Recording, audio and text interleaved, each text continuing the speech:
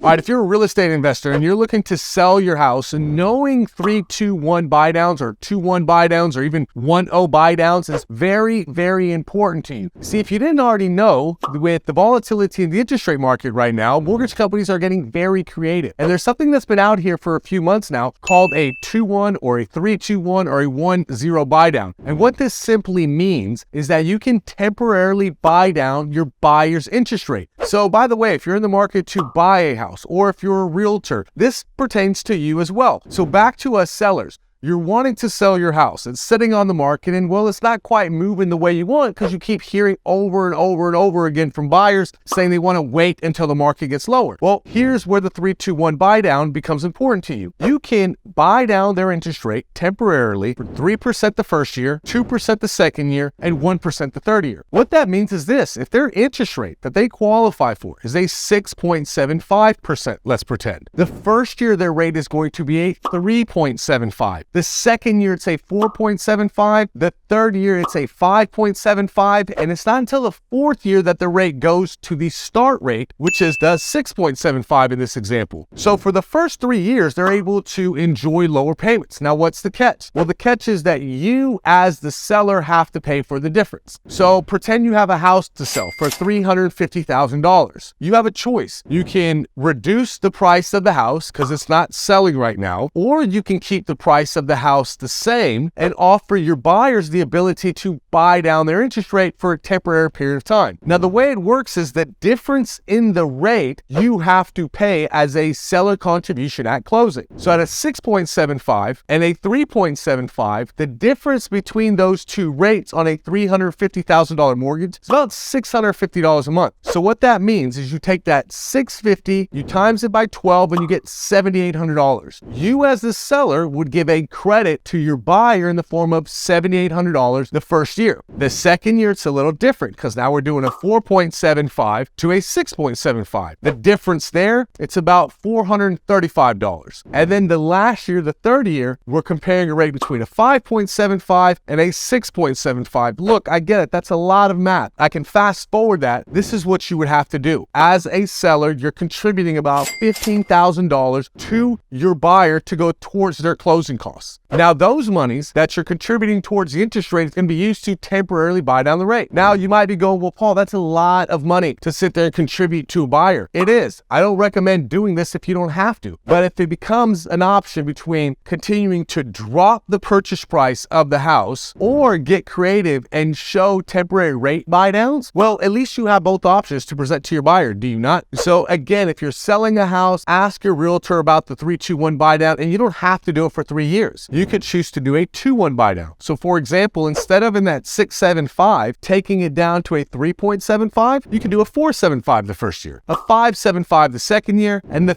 third year it goes up to the note rate. If at any point during that process interest rates drop, well, then your buyer can refinance the rate and get a lower interest rate. So this is a great way for them to avoid payment shock, for them to, well, get over that hurdle of high interest rates, and allows you more flexibility. At the end of the day, it's all about options. The more options we're able to provide as sellers, well, the more likely we are to have buyers. If you have questions on this, please reach out to me. I'd love to talk with you about it directly. From now until next time, cheers. Hope you have a great day.